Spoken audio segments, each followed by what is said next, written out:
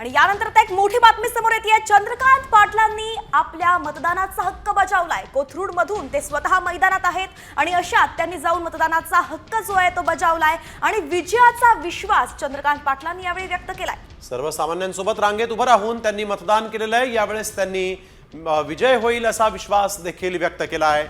त्यांच्याशी संवाद साधला आमचे प्रतिनिधी अक्षय बडवे यांनी। विधानसभा निवडणुकीच्या मतदान प्रक्रियेला सकाळपासूनच सुरुवात होते। पुण्यासह राज्यात अनेक दिग्गज नेते उमेदवार हे सगळे मतदानाचा हक्क बजावत आहेत।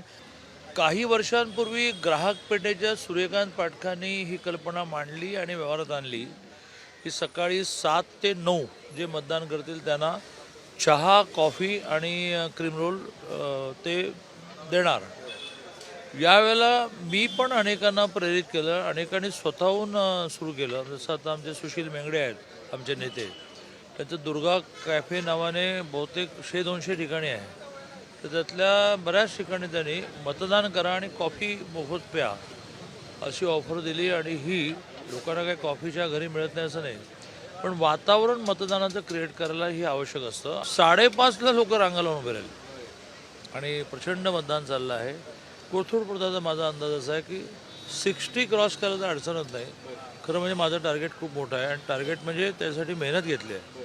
लोकांना मी असं आवाहन करायचो की मला मतदान करा असं सांगायला मी आलो नाही।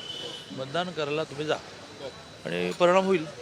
कॅमेरामॅन किरण काजेसह अक्षय बडवे, साम टीव्ही न्यूज, पुणे।